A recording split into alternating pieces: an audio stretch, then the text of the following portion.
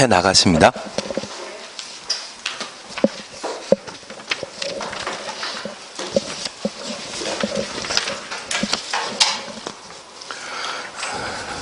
내용 싹 무시해 버리시고 8페이지 잠깐 봐주십시오.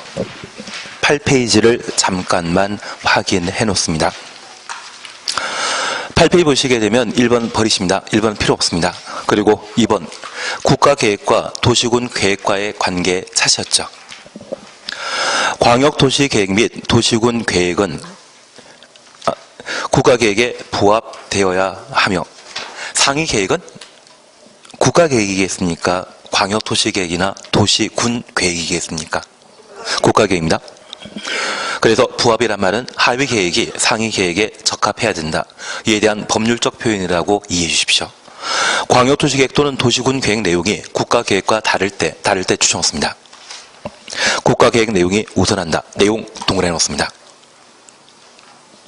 그래서 하위 계획은 상위 계획에 부합해야 되는데 그게 다르면 하위 계획이 잘못된 것이죠. 만약 그런 경우에는 국가계획 내용을 우선한다는 것 확인해 주시면 됩니다. 그리고 2번 광역도시계획과 도시군 기본계획과의 관계 찾으셨죠. 광역도시계획이 수립되어 있는 지역에 수립하는 도시군 기본계획은 광역도시계획에 부합되어야 한다. 광역도시계획이 우선하는 것이죠. 도시군 기본계획 내용이 광역도시계획 내용과 다를 때 추정했습니다. 광역도시계획 내용이 우선한다. 내용 동그라미 넣습니다. 그래서 하위 계획이 상위 계획에 다르다고 하면 이것은 하위 계획이 잘못되었기 때문에 상위 계획 내용을 우선한다. 그렇게 파악해 놓습니다. 지금까지 공부하셨던 내용으로 충분히 이해하시겠습니까? 예. 그래서 나머지 내용은 쭉쭉 버리시고 바로 광역도시계획을 봐놓습니다. 바로 16페이지 보시면 됩니다. 16페이지 찾았습니까? 건너뛰는 것은 하지 말자가 기본적인 마음가짐이셔야 됩니다. 우선 제1절 광역계획권 지정 찾았습니다. 1번입니다. 국토교통부 장관 또는 도지사는 국토교통부 장관 또는 도지사 가로 해놓습니다. 둘 이상의 특별시, 광역시, 특시, 특도, 시군. 그래서 둘 이상 추천하시고 특별시부터 군까지 가로 해놓습니다. 16페이지 보고 계시면 됩니다. 너무 많이 건너뛰어서 아쉬우시겠지만 시험에 안 나오는 부분은 그냥 건너뛰십니다. 상호 기능을 연계시키고 환경을 보존하며 광역시설을 체계적으로 정비하기 위해 광역시설 줄쳐놓습니다.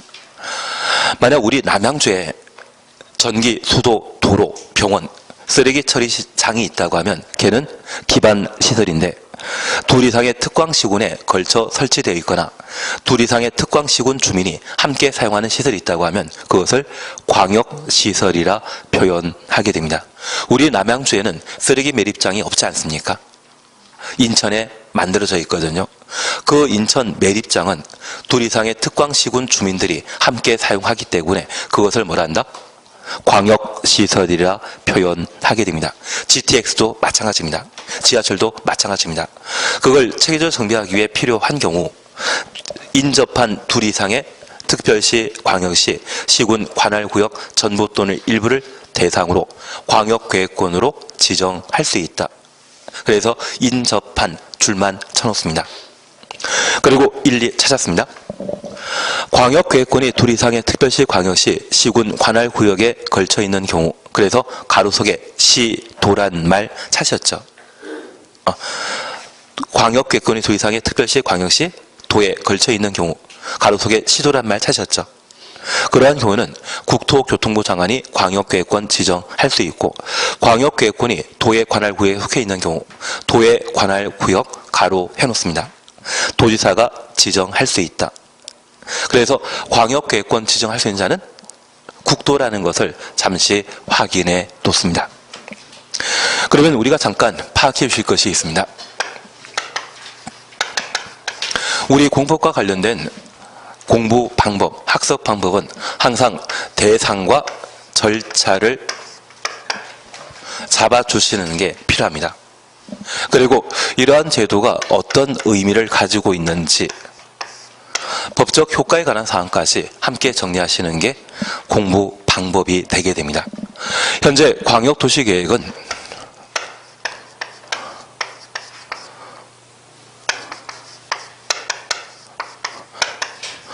광역계획권에 수립하는 행정계획인데, 이 광역계획권은 국토교통부 장관과 도지사가 광역계획권을 지정할 수 있는데, 우리 지방도라는 말 들어본 적 있다고 하면 그 반대 개념은 국도이죠.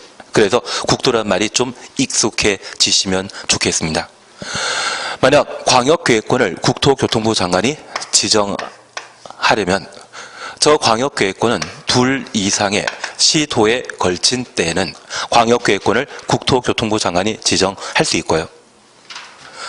만약 광역계획권이 경기도라고 하는 동일한 도에 속해 있는 둘 이상의 시군에 걸쳐 광역계획권을 지정하고자 한다면 그때는 도지사가 광역계획권을 지정할 수 있습니다.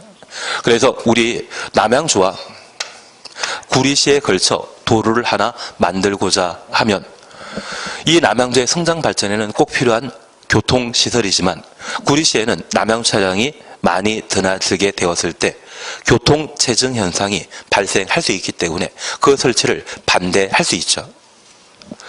구리시장이 반대한다 해서 남양주가 포기해서는 좀 곤란하기 때문에 둘의 상급 관청에 해당되는 경기도지사에게 구리와 남양주를 광역계획권으로 묶어달라 요청하게 되면 그 필요성을 검토해서 도지사가 광역계획권을 지정할 수 있습니다.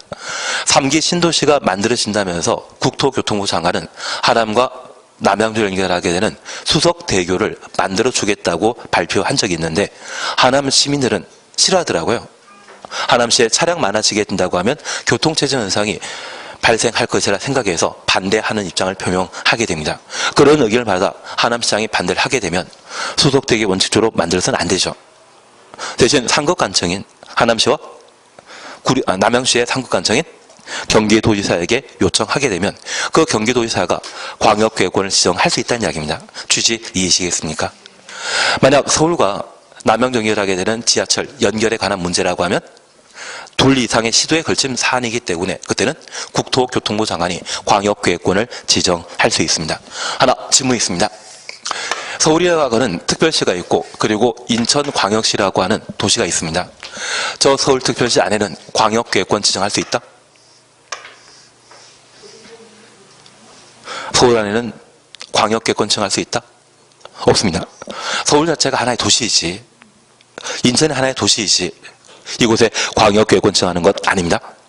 만약 서울과 경기도의 특정 도시와 광역계획권 지정하는 것은 가능하겠지만 서울 안에는 광역계획권 지정하는 것 아닙니다. 그래서 한 3년, 4년 전에 시험을 출제했던 것이 광역시장은 광역시설을 체계적으로 정비할 목적으로 광역계획권 지정할 수 있다? 광역시장은 자신의 관할 구역 안에 광역계획권 지정하는 것 아닙니다. 광역계획권 지정할 수 있는 자는 오직 누구만? 국도만. 작년에 시험 보셨으면 이것 우습게 맞추셨을 텐데. 작년이 우리 중개사 시험에서 가장 어렵게 나왔던 게 15A거든요. 이번에 30회 우리 준비하지 않으십니까? 29회 때가 그 다음 번으로 어려웠습니다. 그래서 만약 올해도 작년에 28회 때 합격했던 분과 29회 때 합격했던 분을 비교하게 되면 한 30% 가까이가 합격자가 감소했습니다. 그래서 30회 시험 때도 이런 비중으로 20% 이상 합격자를 좀 줄이게 된다고 하면 한 2, 3년 정도 지나게 되면 그때는 상대평가제 하겠다는 이야기가 나올 겁니다. 어차피 합격자가 10,000명 정도밖에 안 된다고 하면 한 10,000명, 10,000명이 안 된다고 하면 5,000명까지만 자격증 주겠다고 제도 바꿀 수 있거든요. 그때는 시험 공부 안 하실 거죠. 그 전에 미리 붙어야 되지 않겠습니까? 그래서 아마 올해 한 해 더 시험 합격자 수가 좀 줄어드는 추세를 확인할 수 있다고 하면 이것은 상대평가 가기 위한 길을 닦는 과정으로 생각해 주시면 되겠고, 우리 시험 아니지만 주택관리사 시험은 내년부터 상대평가로 넘어가게 됩니다. 그래서 아마 주택관리사가 우리 시험 전에 모로모토 비슷하게 실험용 지 비슷하게 한 번씩 건드려보는 그런 시험 제도인데, 그쪽이 내년에 상대평가 넘어가게 되면 중개사 시험도 언젠가는 아마 상대평가로 넘어가는 상황이 되게 될 겁니다.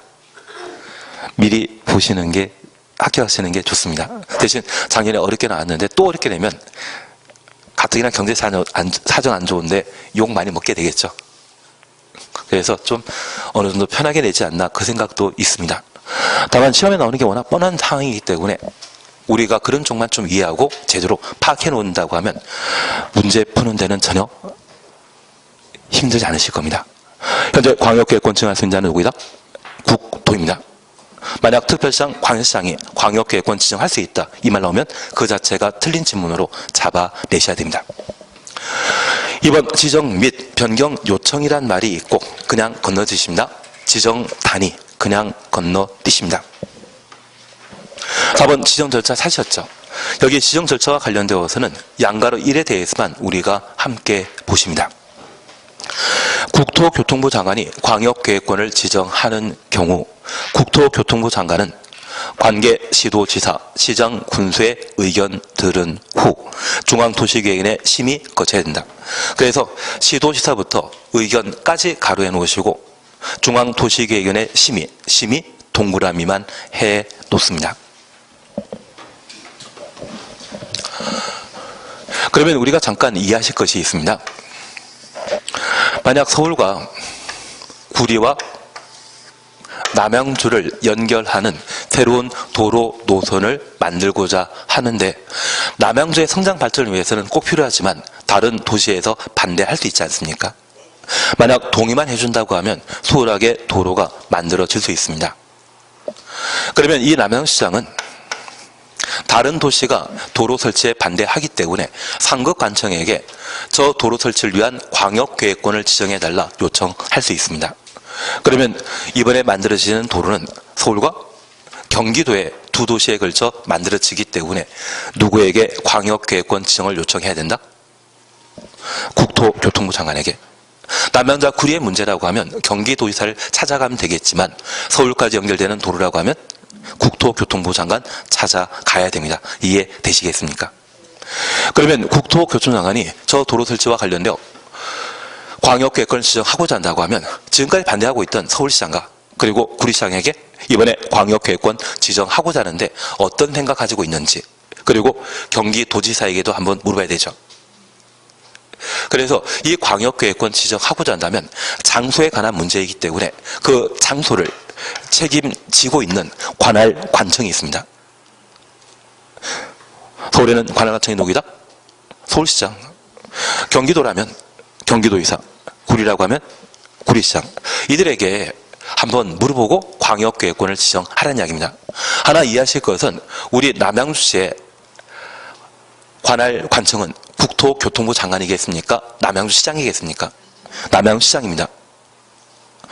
시장이라고 하는 책임자가 있는데 그 시장 무시해버리고 국토교통부 장관이 월권 행위하는 것은 좀 곤란하지 않겠습니까? 그래서 저 광역계획권을 지정하는 것은 장소에 관한 개념이 발생하기 때문에 장소 책임지고 있는 관할관청에게 물어보고 광역계획권 지정할 수 있는 겁니다. 그리고 우리가 알고 있는 국토교통부 장관은 도시계획, 땅에 대한 전문가입니까? 그냥 정치가이십니까? 어떤 분은 정치꾼이란 말도 하는데 이번에 하시는 분은 정치가이시더라고요. 카풀도 어느 정도 타협 유도하시는 거 보고 대신 욕심은 있으시더라고요. 다음 선거 때 꼭 당선되기 위해 GTX A 노선에 대해서는 무조건 강행하시던데요.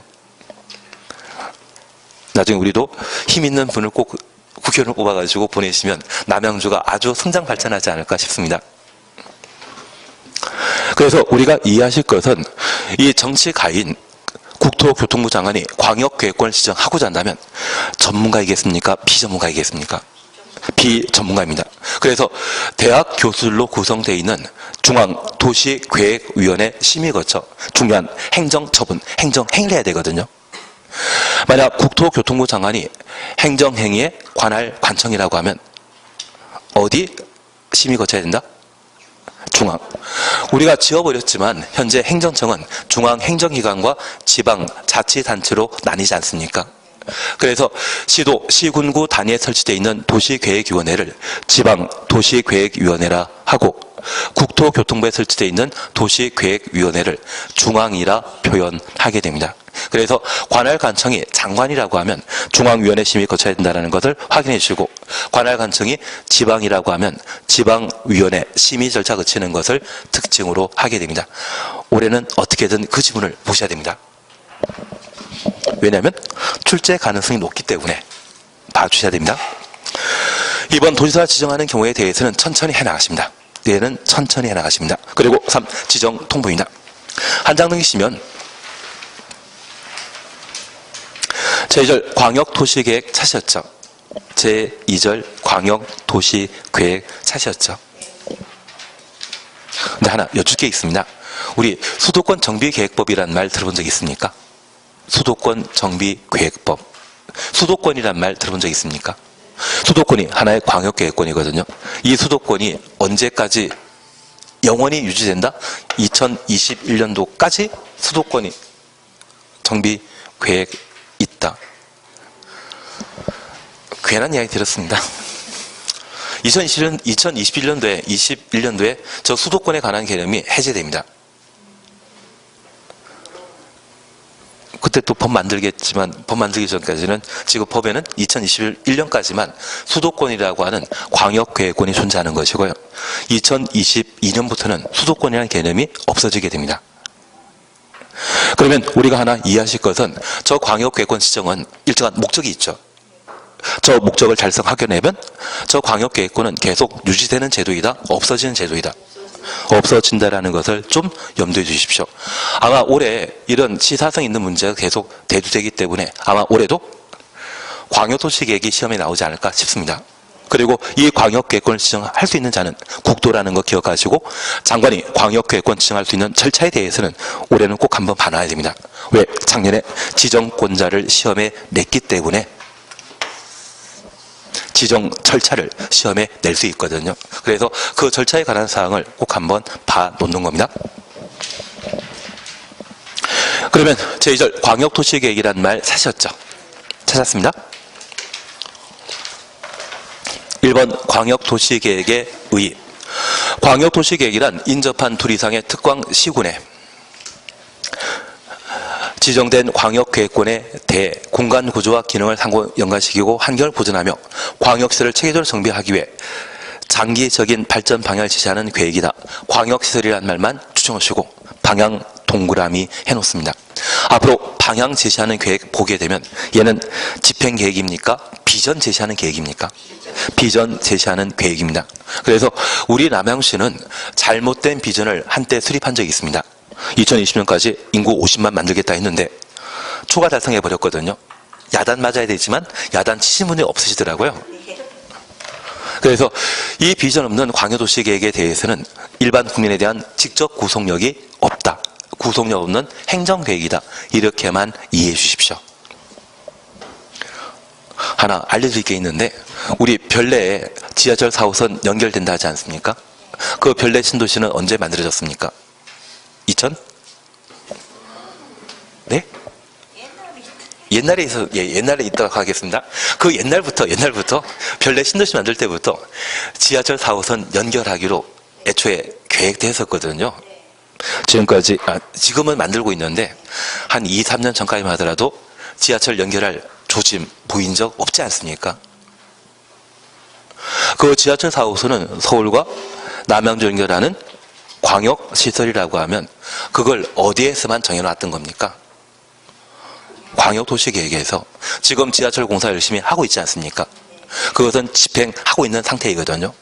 집행하기 전에 만들어지는 행정계획은 집행계획으로서 그 집행계획은 우리 국토계획법에서는 뭐라 표현한다? 도시군 관리계획. 그래서 광역도시계획도 방향만 잡아주는 계획이지 집행계획은 아니라는 것 이해해 주시고, 저 방향만 잡아주는 광역도시계획은 우리를 구속한다, 구속하지 않는다. 구속하지 않는다. 대신 이걸 보고 투자 여부 결정하셔야 되죠. 아니 우리 오래 걸리는데 그래서밖에 없습니다. 우리가 지금 알고 있는 지하철 연결하고 있는 노선은 대부분 농경지지 않습니까? 우리가 나중에 세법 공부하시다 보면 이 농지를 취득하게 되었을 때 직접 작용하고 8년이라는 시간이 지나게 되면 얘를 처분하게 되었을 때는 양도소득세가 면제되지 않습니까? 예, 땅이 없으면. 근데 앞으로 살 땅은 많지 않으십니까? 내가 사놓은 땅은 없지만 앞으로 살 땅은 많지 않으십니까? 그래서 저 농지에 대한 투자를 하시게 된다고 하면 농지에 대해서는 10년 이상의 안목을 가지고 투자하셔야 됩니다. 저 10년 이상의 안목을 가지고 투자했을 때 저 농지가 실제 개발 계획에 따라 뭔가 시설이 만들어지게 되면 그 가치는 한 20배, 100배까지 뛰어오르는 경우도 있습니다. 요즘은 땅이라고 하더라고요. 원래는 제가 작년부터 땅 사라고 이야기 드렸는데 넘어가도록 하고, 광역도시계획은 그런 방향 잡아주는 계획이라는 것만 이해해 주십니다. 구속력 있다 없다? 없다. 3절 광역도시계획 수립 찾으셨죠? 광역도시계획의 수립 찾았습니다. 그러면 우리가 잠깐 이해하실 것은 현재 광역도시계획은 지정된 광역계획권에 수립하는 행정계획으로 저 광역도시계획을 수립하게 되면 저 광역도시계획이 수립된 장소에는 국가계획 있다 없다? 국가계획이 있다 없다? 이미 만들어져 있습니다.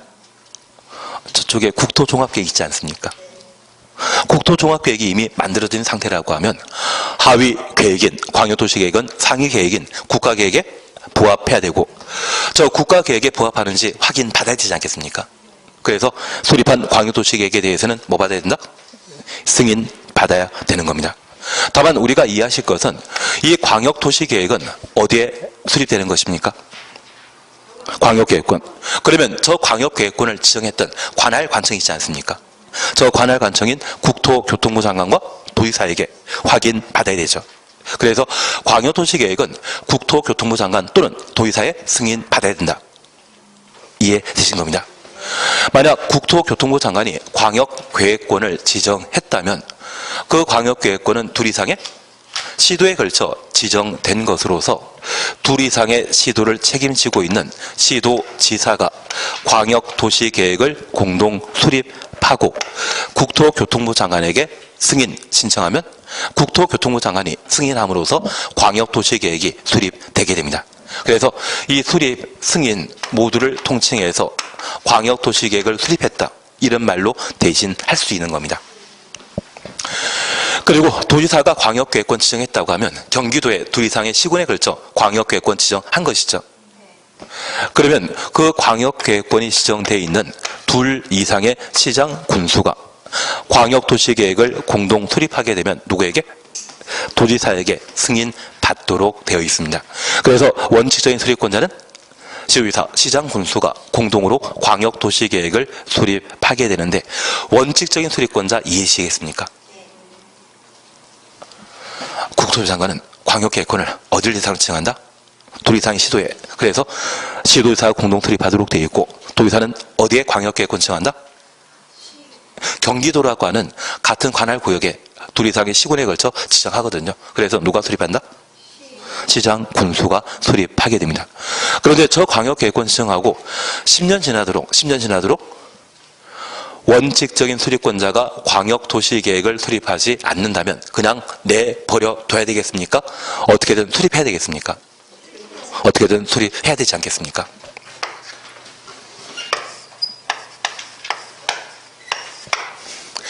그래서 광역계획권을 지정한 관할관청은 누구이다? 국토입니다. 그 관할관청이 답답해서라도 광역도시계획을 예외적으로 수립하게 되는 겁니다. 이해되시겠습니까? 그런데 이 예외가 각각 3개씩 존재합니다. 국토교통부 장관이 수립하는 경우 3개, 도지사가 수립하는 경우 3개 존재하는 겁니다. 그 3개를 잡아주시는 게 필요합니다. 첫 번째 우리가 봐주실 것은 그냥 교재 보십니다. 교재 보시면 양가 1번 원칙 찾으셨죠? 국토교통장관 지도의사 시장 군수는 다음 구분에 따라 광역도시계획을 수립할 수 있다 해야 한다. 하여야 한다. 그래서 제가 하나 부탁드릴 것은 우리가 앞으로 공법과 관련되어서는 다양한 장소에 관한 개념과 다양한 계획을 함께 공부하게 되는데 이 장소를 광역계획본으로 지정하거나 지역, 지구, 구역으로 지정하게 되면 그 지정시에 일정한 목적이 있습니다. 그래서 일정한 목적을 달성하기 위해 구역을 지정할 수 있고요. 그래서 지역, 지구, 구역을 지정해야 한다. 이 말이 아니라 일반적인 표현은 지역, 지구, 구역을 지정할 수 있는 겁니다. 그래서 광역계획권 지정도 지정해야 한다. 지정할 수 있다. 지정할 수 있다. 그리고 그 지정 목적 달성하기 위한 계획 수립해야만 집행할 수 있거든요.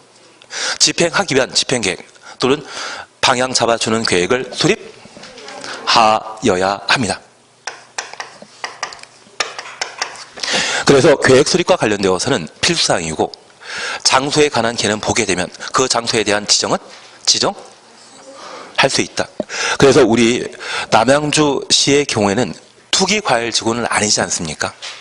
조정 대상 지역이죠. 만약 조정 대상 지역을 국토교통부 장관이 지정해야 한다 맞겠습니까? 할 수 있다 맞겠습니까? 할 수 있다.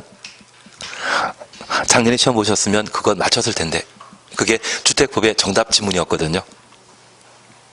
조정 대상 지역 지정해야 한다. 그렇게 틀린 정답이 나온 적이 있는데 장소에 관한 개념은 기본적으로 지정할 수 있다. 계획 수립은 하여야 한다.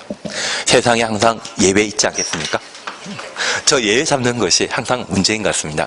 그래서 나중에 장소와 관련된 개념으로서 딱 3가지 경우에 지정해야 한다는 말을 우리가 함께 보게 될 겁니다. 그리고 계획과 관련되어서는 딱 한 군데에서 수립할 수 있다. 그렇게 한번 보게 될 겁니다. 대신 지금 예외는 처음 나가는 분들이라면 하는 게 아니고요. 지금은 총론에 관한 사항들을 파악해 주셔야 됩니다. 공법은 민법처럼 총칙은 없지만 그 총론을 많이 내가 정리해 놓고 이해해 놓으시게 되면 문제를 쉽게 풀 수 있습니다. 내가 모르는 문제랄지라도 원론, 총론에 대입하게 된다면 문제 풀 수 있는 게 많아지시거든요. 그 실력 키워나가시는 게 공법을 한 80, 90 받는 방법입니다. 대신 우리는 그런 욕심은 없으시죠. 90 받을 정도라면 그분은 삶을 팍팍하게 살아야만 90이 나오시더라고요. 그래서 여유롭게 살기 위해서는 그냥 한번 듣고 마는 쪽으로만 해주십니다. 그러면 우리가 잠깐 봐주시면 한 장 넘기시니 1번, 2번 묶어놓습니다. 1번, 2번 묶어놓습니다. 광역도시계획의 원칙적 수립권자에 관한 사항으로 광역계획권이 둘 이상의 시도의 관할 구역에 걸친 경우라면 시도의사가 공동 수립하여야 하고 1번 광역계획권이 같은 도 관할구에 속한 경우라면 시장 군수가 공동 수립해야 한다. 확인되셨습니다. 그리고 동그라미 3부터 양가로 2번 예외 3까지 쭉 묶어놓습니다. 5가지가 예외에 해당됩니다. 우선 3번 보시게 되면 광역계획권을 지정한 날부터 3년 지날 때까지 3년 동그라미 놓으시고 시장 군수로부터 광역도시계획의 승인 신청 없는 경우에는 관할 도지사가 수립한다. 그래서 3년 내 수립했다면 도지사가 수립할 필요 없습니다. 3년 지날 때까지 수립하지 않고 승인 신청 없었다고 하면 도지사가 단독 수립할 수 있다는 것 확인해 놓습니다. 4번 국가계획과 관련된 광역도시계획 수립 필요한 경우 국가계획 추천했습니다. 그리고 국가계획 위에다가 1번이라고 해 놓습니다. 그리고 광역계획권 지정한 날부터 3년 지날 때까지 3년 동그라미 놓습니다. 관할 지도지사로부터 광역도시계획에 승인 신청 없는 경우에는 국토교통부 장관이 수립한다. 그래서 3년 위에다가 2번이라고 해놓습니다.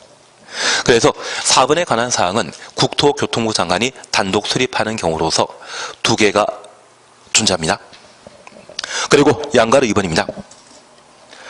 국토교통부 장관은 시도지사가 요청하는 경우 요청 동원해 놓습니다. 관할 시도지사와 공동으로 광역도시계획을 수립할 수 있다. 공동 추천 놓습니다. 이번 도지사는 시장 군수가 요청하는 경우 요청 동원해 놓습니다. 한 줄 밑에 관할 시장 군수와 공동으로 광역도시계획을 수립할 수 있다. 3번 도지사는 시장 군수가 협의 거쳐 요청하는 경우 협의 거쳐 요청 가로 해놓습니다. 단독 추천 놓습니다. 광역도시계획을 수립할 수 있다. 그래서 이제 우리가 예외에 관한 사항들을 각각 살펴놓습니다. 첫 번째 우리 보실 것은 광역도시계획을 원칙적인 수립권자가 아닌 국토가 수립할 수 있는 것은 각각 몇 개 있다? 3개입니다. 숫자 3을 기억하시면 저 광역계획권 지정한 날부터 3년 지나도록 3년 이내에 광역도시계획에 대한 승인, 신청이 없는 경우에는 답답해서라도 국토교통부 장관이 광역도시계획을 수립할 수 있다는 이야기입니다. 주신 이해시겠습니까? 그냥 3개 있기 때문에 숫자 3. 만약 4개가 있었다고 하면, 4개 있었다면 아마 3년이 아니라 4년이었을 겁니다. 예외가 각각 몇 개 있다? 3개이기 때문에 3년 내 승인 신청 없었다고 하면 국토교통부 장관이 단독으로 광역도시계획 수립할 수 있다. 그렇게 잡아놓습니다. 그리고 두 번째, 국가계획과 관련된 경우에는 국토교통부 장관이 광역도시계획을 수립할 수 있는데 우리가 잠깐 이해하실 것이 있습니다. 최근에 평창올림픽 개최하면서 인천이라고 하는 도시로부터 강릉까지 이르게 되는 KTX를 새로 만든 적 있습니다. 얘도 광역시설이죠. 저 광역시설 만들고자 한다면 평창올림픽 개최하게 되었을 때 그때 KTX 설치와 관련된 계획을 미리 수립한 적이 있습니다. 그때 수립한 계획은 뭐다? 광역도시계획. 그런데 이 광역도시계획이 2 이상의 시도에 걸쳐 KTX를 설치하게 된다고 하면 원칙적으로 수립하는 것은 누가? 시도지사가 공동 수립하도록 되어 있습니다. 내가 경기도지사라고 하면 우리 경기도에 KTX 정찰역을 많이 만들면 경기도의 성장 발전에 도움이 될 수 있죠. 만약 경기도지사가 광역도시계획을 공동 수립하게 되면 관할 구역 내 KTX를 정찰역을 많이 만들려고 시도하지 않겠습니까? 강원지사도 마찬가지겠죠. 그러면 얘는 KTX겠습니까? 지하철이겠습니까? 지하철입니다. 목적 달성하기 참 애매하기 때문에 국가계획과 관련된 광역도시계획은 누가 수립한다? 국토교통부 장관이 수립하게 됩니다. 취지 이해시겠습니까? 그리고 두 번째, 시도지사가 요청하게 되면 국토교통부 장관, 시도지사 공동으로 광역도시계획을 수립할 수 있습니다. 하나 이해하실 것은 만약 우리 남양주에 원자력 발전소를 하나 만든다고 하면 그 남양시장은 경기도지사는 다음 선거 때 당선되시겠습니까? 낙선하시겠습니까? 낙선하실 겁니다. 그런데 인천광역시의 경우는 수도권의 쓰레기 매립장을 조성해 놓은 상태입니다. 인천광역시의 경우에는 예전 아시안게임 치르면서 부채가 그렇게 많거든요. 그래서 다른 도시로부터 여러 가지 지원금을 받는 조건으로 인천 땅을 쓰레기 매립장으로 내놓은 적이 있습니다. 그걸 인천광역시장 단독으로 또는 다른 서울시장과 협의해서 결정하게 된다면 인천시장은 욕먹죠. 그 책임을 국토교통부 장관에게 떠맡기기 위해 요청하는 경우라면 국토교통부 장관과 시도지사가 공동으로 광역도시계획을 수립할 수 있는 겁니다. 취지는 이해하시겠습니까? 그래서 요청하게 되면 공동 수립 가능하다는 것 확인해 놓습니다.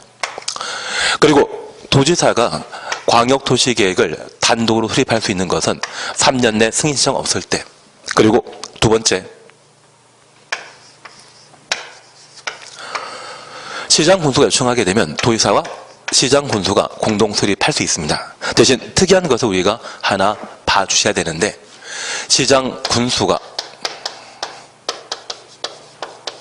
협의하여 요청하게 되면 광역도시계획을 도지사가 단독으로 수립할 수 있습니다. 그런데 우리가 하나 이해하실 것이 있습니다. 여기 국토교통부 장관은 요청 있습니다. 3년 있습니다. 국토교통부 장관이 광역도시계획을 수립함에 있어서 시도지사가 요청하게 되면, 시도지사가 협의하여 요청하면 국토교통부 장관 단독 수립하는 것은 없습니다. 우리가 지금 공부하고 있는 국토계획법은 사실 2002년도에 제정되었는데, 저 2002년도는 노무현 대통령이 2004년도에 취임하셨거든요. 2002년도는 김대중 대통령 시절입니다. 그리고 그 김대중 대통령이 대한민국의 정치판도를 확 바꿔버렸는데, 그 당시 중앙 집권제에 해당되는 여러 가지 제도를, 지방 자치 시대를 개척하셨거든요. 그래서 저 지방 자치 시대가, 지방 분권이 강화되게 된다고 하면 과거 중앙에 가지고 있던 각종 권한을 지자체에 넘겨주는 작업이 이루어지지 않겠습니까? 그 대표적인 것으로서 이 국토계획법을 제정하면서 중앙의 권한을 다수 지방자치단체에 넘겨줬습니다. 여기 광역도시계획을 수립하는 것은 원래 지자체가 해야 되는데, 그 지자체가 스스로 하지 않고 협의 거쳐 요청하며 국토교통부 장관이 단독으로 수립하게 되면 중앙에게 권한 다시 돌려준 것이죠. 2002년도에 이 법이 제정되었을 때 시대를 생각하게 된다고 하면 지방이 애서 가져왔던 권한을 다시 중앙에 돌려주는 것은 말도 안 되지 않겠습니까? 그래서 시도에서 협의 거쳐 요청하면 국토교통부 장관이 단독으로 수립하는 것은 있다 없다? 없다. 대신 지방자치단체인 시장구소가 협의 거쳐 요청하게 되면 같은 지방자치단체인 도지사가 광역도시계획 수립하는 것은 상관없죠. 지방 분권지대와 맞물리는, 어울리는 제도인 반면 중앙에게 다시 권한 돌려주는 것은 말도 안 되기 때문에 이 제도는 따로 없는 겁니다. 이해되시겠습니까? 그리고 두 번째 우리 이해하실 것이 있습니다. 만약 이 도지사가 이런 세 가지 경우로 예외적으로 광역도시계획을 수립했다면 저 도지사는 원래 승인하는 자이죠. 승인권자가 수립권자로 바뀌었다고 하면 저 도지사가 수립한 광역도시계획에 대해서는 국토교통부 장관에게 승인받을 필요 없습니다. 우리 사업계획서라는 말 들어본 적 있을 겁니다. 사장님이 직원에게 사업계획서 작성하라 했는데 몇 년 지나도록 작성하지 않다면 답답해서 사장님이 직접 만들 수 있죠. 그 사업계획서에 대해서는 사장 결재를 받아야 된다? 받을 필요 없지 않겠습니까? 그래서 통상적인 시도지사가 수립한 광역도시계획에 대해서는 국토교통부 장관에게 당연 승인받아야 되는데, 저 세 가지 경우에 예외적으로 승인권자가 수립권자가 되어버린 도지사가 수립한 광역도시계획에 대해서는 따로 장관 승인받을 필요 없는 겁니다. 이해되신 겁니다? 나올 것 같지 않으십니까? 예, 그래서 올해는 저걸 해주시는 게 일이십니다. 예, 그래서 우리가 잠깐 확인하신 것으로서 수립권자에 관한 사항 저렇게 살펴놓습니다. 내용 제기십니다. 그리고 4번 광역도시계획의 수립 기준입니다. 오늘 이 시간만 딱 한 번 하고 말 겁니다. 1, 2월 달에 10일, 12에 워낙 많이 했기 때문에 광역도시계획의 수립 기준 등은 다음 각호 사항을 고려하여 국토교통부 장관이 정한다. 공법상 각종 기준에 대해서는 장관이 결정하도록 되어 있습니다. 기준하면 누가 정한다? 국토교통부 장관이. 그래서 틀리게 시험에 나오게 되면 저 기준을 시도지사가 정한다. 기준을 시도지사가 국토교통부 장관과 협의하여 정한다. 그렇게 틀린 집은 나오는데 기준하면 항상 장관이 결정하는 겁니다. 그리고 제4절 광역도시계획 수립 절차와 관련되어 1. 기초조사라는 말 보셨습니다. 한 장 넘기십니다. 2. 공청회라는 말 보셨고, 옆에 페이지 3번 지방자치단체의 의견 청취라는 말을 함께 보셨습니다. 한 장 넘기십니다. 1번 보시게 되면 국토교통부 장관의 승인 찾았습니다. 그리고 양가로 2번 잠깐 봐놓습니다. 다음 각호에 따라 도지사 동그라미 해놓습니다. 수립하는 광역도시계획은 국토교통부 장관의 승인을 받을 필요가 없습니다. 박스속의 1번입니다. 도의사는 시장 군수가 요청하여 시장 군수와 공동으로 요청 동원해 놓으시고 공동 추진했습니다. 광역도시계획을 수립하는 경우. 2번 도의사가 시장 군수가 협의 거쳐 요청하여 단독으로 광역도시계획을 수립하는 경우. 그래서 협의 거쳐 요청 가로 해놓으시는데, 지금 이 두 가지 경우에는 도의사는 원래 승인권자이죠. 승인권자가 광역도시계획 수립에 관여했기 때문에 따로 장관 승인 받을 필요 있다 없다? 없다. 그것만 잡아놓습니다. 그리고 양가로 3번 협의심이란 말 보셨고, 옆에 페이지에 4번 공람이란 말 보셨습니다. 그리고 2번 도지사 승인이란 말을 함께 보셨습니다. 지금 우리는 대상 절차와 관련되어 수립권자, 절차와 관련되어 수립권자, 승인권자에 관한 내용을 각각 보셨는데, 사실 이거 탈 필요 없는데 처음 오신 분이 계시기 때문에, 그리고 우리 수준은 어차피 시험 나올 거만 열심히 하시면 됩니다. 그리고 이미 많이 봤던 내용들이기 때문에 이번 시간 통해 정리만 잘 해주시면 됩니다. 그래서 구체적인 절차에 관한 사항을 함께 살펴놓습니다. 우리는 광역도시계획을 수립하게 되면 국토에게 승인받도록 했었습니다. 그러면 우리가 지금 공부하고 있는 광역도시계획은 경제계획입니까? 토지에 관한 계획입니까? 토지에 관한 계획이거든요. 만약 경제계획이라고 하면 국민 개개인의 소득 수준이나 또는 주택 소유 여부, 그리고 직장, 월급 등에 관한 사항을 모두 파악할 필요가 있는데, 토지에 관한 계획이라고 하면 땅과 관련된 정보를 취합할 필요가 있습니다. 그래서 우리 공시법 시간에 공부한 내용으로 측량이라는 것을 들어본 적이 있을 겁니다. 그래서 새로 GTX 만들고자 한다면, 도로 만들고자 한다고 하면 어디에 누구 땅을 얼마 필요로 하는지 그걸 파악해야 되거든요. 그리고 이번에 광역시설을 정비하게 된다고 하면 그 광역시설 정비는 개발 사업입니까? 비개발 사업입니까? GTX 새로 만든다고 하면 그것 개발하는 것이거든요. 그렇게 개발하게 되면 해당 지역에 살고 있는 동식물은 제대로 살겠습니까? 그래서 해당 지역에 천연 기념물 등이 존재하는지를 조사할 필요가 있을 겁니다. 그런 일체 활동을 기초조사라 합니다. 그리고 저 기초조사 이후 주민 의견 청취하도록 되어 있는데, 주민 의견 청취 방법으로서 공청회를 현재 채택하고 있습니다. 하나 이해하실 것은, 대한민국의 모든 권력은 국민으로부터 나오거든요. 그러면 이 광역도시계획은 우리 삶에 큰 영향을 끼칠 수 있기 때문에 국민의 의견 물어봐야 되죠. 그래서 뭐 한다? 주민 의견 청취하도록 되어 있습니다. 우리 시험 범위는 아니지만 행정절차법이라고 하는 법이 있습니다. 행정절차법에서는 행정청이 다양한 행정행위, 행정처분하고자 한다면 국민에게 한번 묻도록 되어 있는데, 그 국민에게 물어보는 것을 주민 의견 청취라 하고, 저 주민 의견 청취 방법으로서 공청회와 공고, 열람 제도를 행정절차법에서 정해 놓고 있습니다. 여기 공람 절차, 공고 열람은 공고하는 게 중요하겠습니까? 열람시켜주는 게 중요하겠습니까?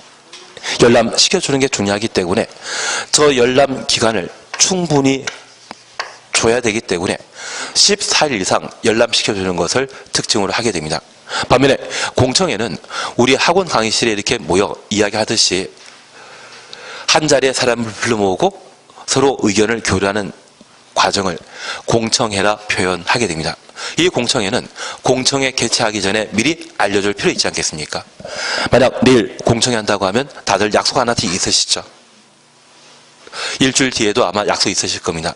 대신 한 2주 뒤에는 대부분 약속 없거든요. 그래서 가끔 좀 친하다 생각하는 분에게 다음 주에 밥 한번 먹자, 그런데 약속 있다고 거절당하는 것은 어쩔 수 없지만, 그러면 2주 뒤에 밥 먹자 했는데 또 거절당했다면 그분 저 싫어하는 거죠. 스케줄 없는데 불구하고 거절하는 거 아닌가요? 그래서 이 공청회 관련되어서는 2주일 전에 14일 전에 공청회 한다는 것을 미리 공고하고 주민 의견 청취하도록 되어 있습니다. 이러한 방법으로 주민 의견을 수렴하게 되면 타당한 의견은 정책에 반영하도록 되어 있는데, 특별히 여기 공청회와 관련되어서는 우리 공법상 총 5군데 나오는데 딱 3가지 경우만 우리 시험에 반복 출제되고 있습니다. 그 3가지 중에 딱 2가지가 광역도시계획 수립과 관련된 절차 시에 공청회 개최하도록 되어 있고, 도시군 기본계획도 방향 잡아주는 행정계획이거든요. 그 도시군 기본계획 수립할 때도 주민 의견 청취 방법은 공청회입니다. 그리고 개발법에서 딱 한 번 나오는데, 그 밖에 주민 의견 청취 방법은 항상 공고, 열람, 공람 절차라고 생각해 주시면 되십니다. 그래서 공청회는 총 몇 번 나온다? 3번 나온다. 광역도시계획과 도시군 기본계획 수립할 때 공청회 개최하도록 되어 있습니다. 그리고 그와 동시에 지방의회 의견 청취하도록 되어 있는데, 이번에 광역시설에 해당되는 남양주와 구리를 연결하는 도로 설치하고자 한다면 우리 남양주 예산 집행해야 되지 않겠습니까? 국가 예산을 편성하고 국가 예산을 집행하기 위해서는 국회 심의 거친다는 것 들어본 적 있습니다. 지자체 예산 집행하기 위해서는 뭐 필요하다? 지방의회 의견 청취를 필요로 하게 됩니다. 이후 광역도시계획을 수립하게 되면 수립권자는 승인권자에게 승인 신청하도록 되어 있습니다. 그러면 방금 보셨던 기초조사, 공청회, 지방의회 의견 청취는 무엇에 필요한 사전 절차이다? 수립에 필요한 사전 절차라는 것을 확인해 주셔야 됩니다. 그리고 이렇게 수립한 광역도시계획에 대해서는 승인 신청하도록 되어 있고, 저 승인 신청이 접수되게 되면 승인권자는 협의, 심의에 관한 절차를 거쳐 광역도시계획을 승인하게 되는데, 원칙적인 승인권자는 누구이다? 국토입니다. 그래서 국토교통부 장관이 광역도시계획을 승인하고자 한다면 자기와 대등한 행정관청, 중앙행정기관 장애, 협의 절차 거치며 중앙도시계획위원회 심의 거쳐 광역도시계획을 승인할 수 있습니다. 반면 도지사는 관계 행정기관장과의 협의와 지방도시계획위원회 심의 절차 거쳐 도지사가 광역도시계획을 승인할 수 있는데, 얘는 수립에 필요한 절차입니까? 승인 시의 절차입니까? 승인 시의 절차인데, 이 제도를 두고 있는 주된 목적은 수립한 광역도시계획이 타당한지를 확인고자 협의, 심의에 관한 절차를 거치도록 되어 있습니다. 이번에 지하철을 서울과 남양주에 걸쳐 연결하게 되면 그 지하철 지나는 곳에는 산 있을 수 있죠. 농경지 존재할 수 있죠. 그러면 이번에 지하철 설치하는 것이 산을 없애면서까지, 농지를 없애면서까지 지하철 만드는 것이 공익에 부합하는지 확인고자 산을 관할하는 관할관청은 산의 주인은 산림청장입니다. 그리고 저 산림청장은 각 시도단위마다 지방 산림청장이 따로 있습니다. 그리고 농지 관할하는 자는 농림부 장관입니다. 각 지자체마다, 지방마다 지방 농림청장 따로 있거든요. 만약 국토교통부 장관이 이번에 승인권자라고 하면 저 산 없애버리면서 또는 농지 없애버리면서 도로나 지하철 만드는 것이 과연 타당하는지 현재 주인인 산림청장 의견 드려야 되죠. 그래서 우리가 알고 계시길 최근에 만들어진 제2롯데월드는 원래 성남 비행장의 비행기 항공구역에 포함된 공간이었습니다. 그래서 한때 백지화 되었다가 MB가 대통령이 되면서 성남 비행장 활주로를 3도 정도 틀면 항공구역에서 벗어날 수 있거든요. 그래서 만들어진 게 제2롯데월드인데, 만약 항공구역의 개발 사업이라면 공군이 관할관청이거든요. 공군 측에서 협의 절차 시에 반대하면 그 개발 사업 한다 못한다? 못하는 겁니다. 그래서 산이나 농지를 없애면서까지 도로, 지하철 만드는 것이 공익에 부합하는지 현재 산과 농지의 주인, 관할관청의 동의 받게 되면 할 수 있는 겁니다. 취지 이해하시겠습니까? 그리고 이 지방도시계획위원회 심의는 규모에 관한 문제입니다. 하나 이해하실 것이 있는데, 우리가 도시 생활하기 위해서는 많은 사람들이 모여 살기 때문에 생활에 필요한 필수 시설들을 충분히 갖출 필요가 있습니다. 그래서 현재 도시 계획에 따르게 되면 인구 10,000명이 생활하는데 필요한 최소 면적을 30만 제곱미터로 정해 놓고 있습니다. 다만 우리 현실적인 도시 계획은 저 30만은 좀 우리 인심이 좀 넉넉한 편이지 않습니까? 그래서 50만 제곱미터를 기준으로 10,000명 사는 것으로 계획하고 있습니다. 다산 신도시의 규모는 얼마입니까? 200만이거든요. 그 다산 신도시에 수용한 인구는 얼마이다? 40,000명입니다. 우리 평내동과 그리고 호평동이 각각 평내지구, 호평지구로 불린 적이 있습니다. 각각 그 단위 면적 200만 제곱미터에 걸쳐 개발 사업에서 계획 인구가 각각 4만이었습니다. 대신 한 지금 15년 정도 개발되고 나니 4만 명만 거주하는 것이 아니라 10,000명 더 추가해서 양쪽 도시 합치면 10만 명이 거주하는 것이 평내 호평이거든요. 그런데 우리가 하나 이해하실 것은 저 10,000명 살게 따면서 만약 300만을 개발하게 되면 90%의 면적은 개발되었는데 불구하고 비어 있을 겁니다. 가끔 지방에 산업단지가 공장 들어가지 않아 비어 있는 것 있지 않습니까? 내포 신도시라는 곳 들어본 적 있으십니까? 충청남도 새로운 도청 소재지. 예, 들어본 적 없습니다. 예, 지방에 내포 산업단지가 만들어져 있는데 한 조성된 지 10년 지났는데 불구하고 고수터미널 주변 보시게 되면 지방 산업단지 분양하겠다고 아직도 분양 광고를 하고 있습니다. 만약 수도권이라고 하면 진작에 분양되었을 겁니다. 그래서 예상하지 않고 너무 지나치게 크게 개발하게 되면 예산 낭비이죠. 그래서 그 규모의 적정성을 검토하는 것을 뭐란다?